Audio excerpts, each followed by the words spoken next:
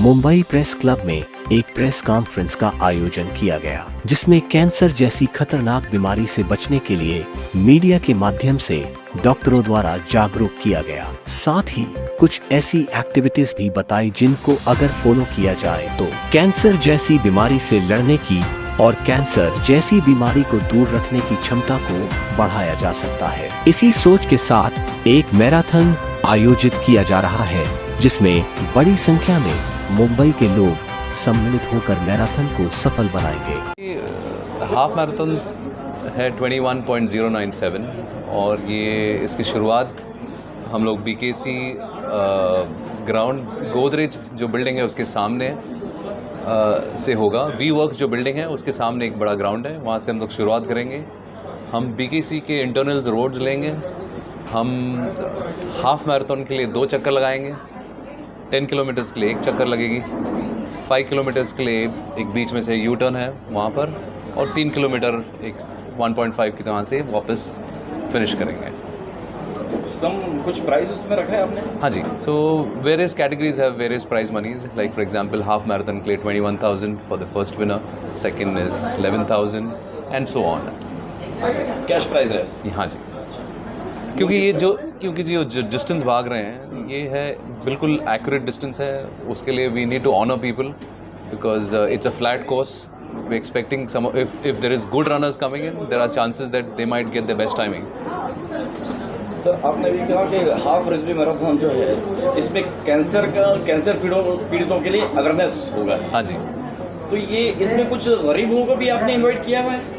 हाँ जी, इसमें काफ़ी कुछ कैंसर पीड़ित को भी इनवाइट किया है इसमें? हाँ जी, इसमें काफ़ी स्टूडेंट्स हैं जिनकी रजिस्ट्रेशन फ़ी कम्प्लीटली वेव्ड आउट है। वो फ्री भागेंगे, उनको फ्री किट मिलेगा, उनको फ्री चिप मिलेगा। तो ऐसे काफ़ी लोग हैं जिनको हमने इनकरेज किया है, आके पार्टिसिपेट किया है। हाँ जी, ऑल्सो फॉर कैंसर पेशेंट्स, काफ़ी कुछ कैंसर पेशेंट्स हैं जो पार्ट लेंगे। उनके लिए एक अलग से एक टेंट होगा। उनके लिए उनको हमको दिखाएंगे कि रनिंग और how they can be a part of the society and enjoy themselves. So this is Dr. Alka Valawalkar. I'm a clinical dietitian and nutritionist, and I work very closely with cancer patients. And the reason I got connected to this cause is also that my mother-in-law was suffering from cancer, and I lost her to that. So this initiative is really close to my heart. Now the thing is that why this cancer prevalence is increasing, and why when we know that certain habits are leading to cancer, why there is no curb on those habits. So first and foremost, in today's life the pace has become so fast that people, to bust their stress, are using different types of things. So basically it is all generating from the stress of life. So we have to get engaged in activities which are going to be your stress buster. Running is one of them. So I feel this is one of the best ways to spread awareness, where you're also giving a message of how to get rid of it. So getting into any type of activities like running, swimming, anything that helps you release your stress is one way which will keep you away from cancer. The people who are fit, who are into good habits, also get cancer, but they have a better fighting capacity, they recover faster.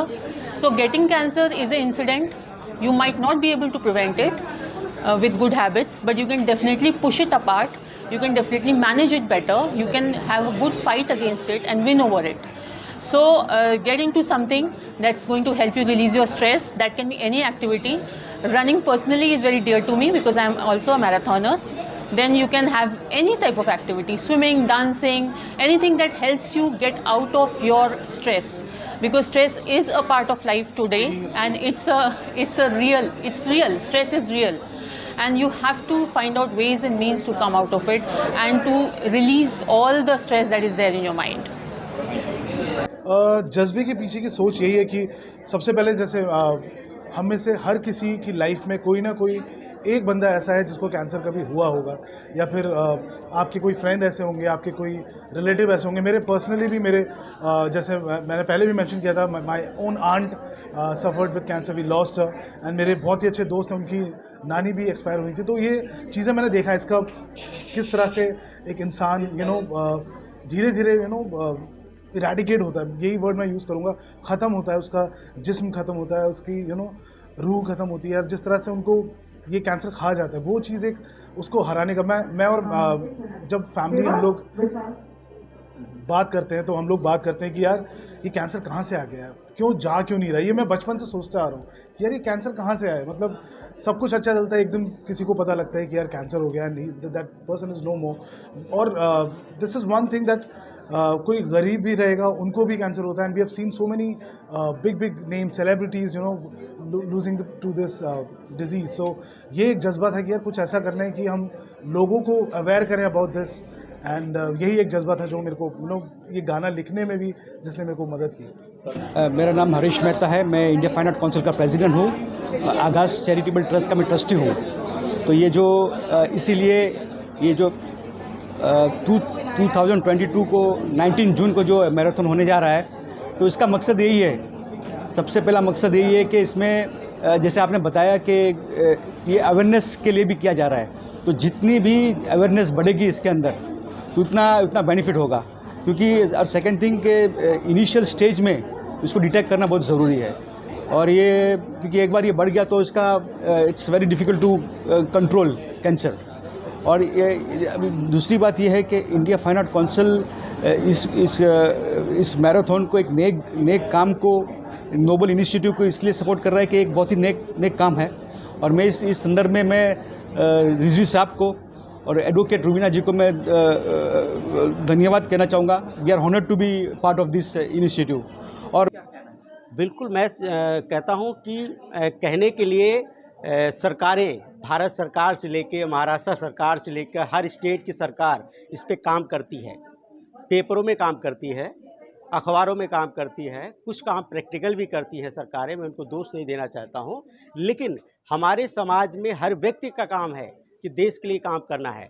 और शिक्षा तो मैं बोलता हूँ कि हर school में primary से और 10th तक एक उसका अध्याय होना चाहिए कि एक लेक्चर होना चाहिए वीकली कि कैंसर पे आपको एक लेक्चर देना है या एड्स पे देना है या किसी भी पे देना है। आने वाले समय में लोग उस पर जागृत हों और आने वाले समय में उनको उसका रोकथाम हो सका है, कैंसर रुक सकता है।